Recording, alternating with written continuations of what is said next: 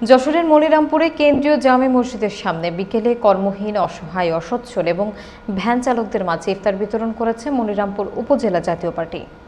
শাহজাহান শাকিলের প্রতিবেদনে থাকছে বিস্তারিত। গত বুধবার ২৬ মার্চ পল্লীবন্ধু হুসাইন মোহাম্মদ এরশাদের আত্মার শান্তি কামনায় এই ইফতার বিতরণ করা হয়েছে। এ সময় উপস্থিত ছিলেন জাতীয় তরুণ পার্টির খুলনা বিভাগীয় সাংগঠনিক সম্পাদক জাকির হোসেন বাবু, উপজেলা জাতীয় পার্টির যুগ্ম সাধারণ সম্পাদক বজলুর রহমান, পৌর জাতীয় পার্টির সাংগঠনিক সম্পাদক মফিজুর রহমান, ঠাকুরিয়া ইউনিয়ন জাতীয় পার্টির সভাপতি হাফিজুর রহমান, কুলটিয়া ইউনিয়ন জাতীয় পার্টির সাংগঠনিক সম্পাদক সিরাজুল ইসলাম সহ অন্যান্য নেতাকর্মীরা। জাতীয় পার্টি মনিরামপুর উপজেলা শাখার পক্ষ থেকে তৃণমূল মানুষের ভিতরে ইফতার বিতরণ করছি।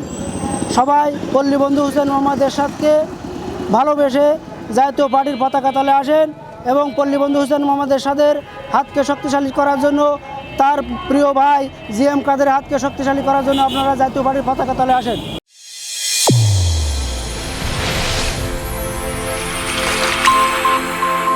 চ্যানেল A1 হৃদয়ের স্পন্দন।